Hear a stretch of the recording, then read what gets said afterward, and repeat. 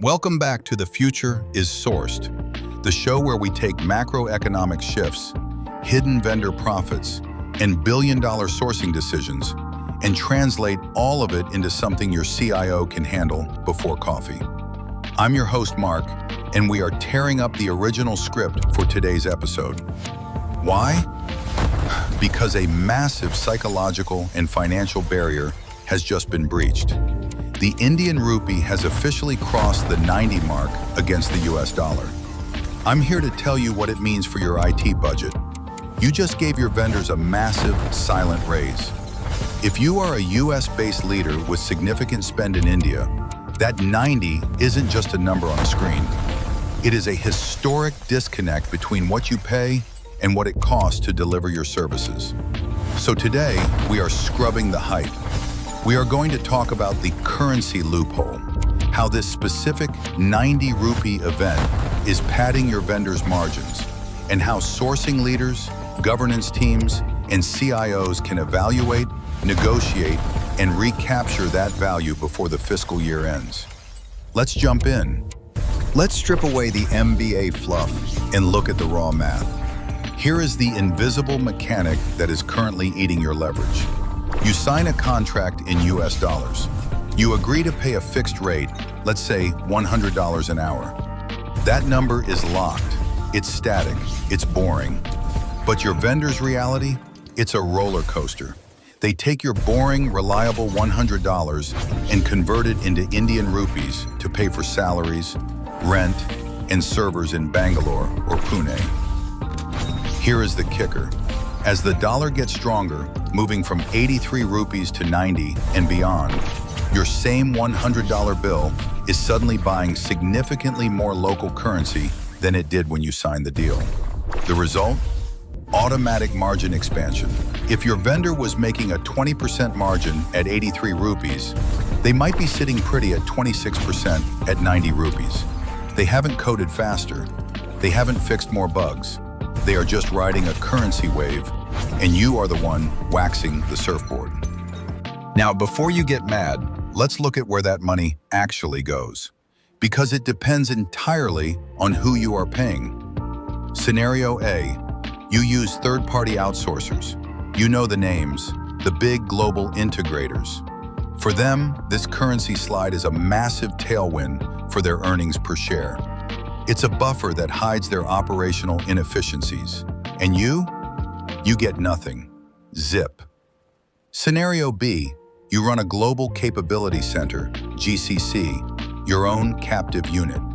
This is where it gets fun. Because you fund that center, a stronger dollar means your operating expenses just dropped in real terms. If you lead a GCC, you should be staring at a budget surplus in your run costs right now. Pro tip, don't just give that cash back to corporate treasury so it disappears into the ether. Reinvest it. That is found money for your AI pilots, your automation agents, your upskilling. That's how you fund innovation for free. Now, I know exactly what's going to happen.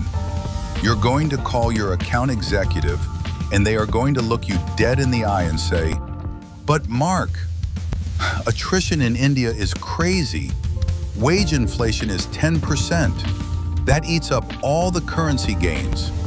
Do not let them play the inflation shield. Yes, wage inflation is real, but do the math.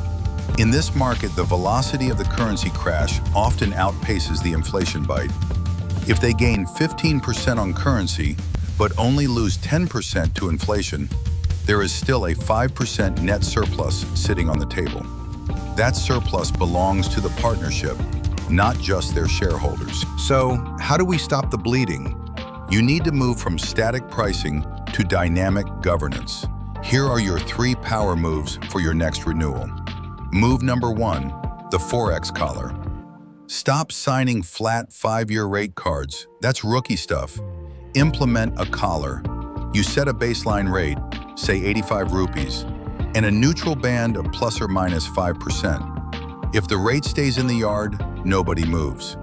But if the rupee creates a windfall outside the fence, the contract triggers an automatic credit back to you. Move number 2, the net off. Use this when they come begging for a rate hike. When they ask for a cost of living adjustment, COLA, you use the currency data as a club. You say, "You want a 5% hike for inflation? Cool. The rupee depreciated 6%. Your costs actually went down in USD. We are netting those off. Price stays flat." In this economy, flat is the new win. Move number 3, the innovation tax. If they absolutely refuse to touch the rate card because corporate won't let them, pivot to soft dollars. Calculate their margin windfall and force them to deposit that value into an innovation fund. Use that fund to pay for proof of concepts, consulting hours, or that agentic AI pilot we talked about last week. If you can't get the cash, get the transformation. Here's the bottom line, folks. Currency fluctuation isn't just a line on a Bloomberg terminal. It's a line item in your P&L. Your homework for this week: dig up your master services agreement. Find the clause that says exchange rate baseline. If that date is from 2022 or 2023, congratulations.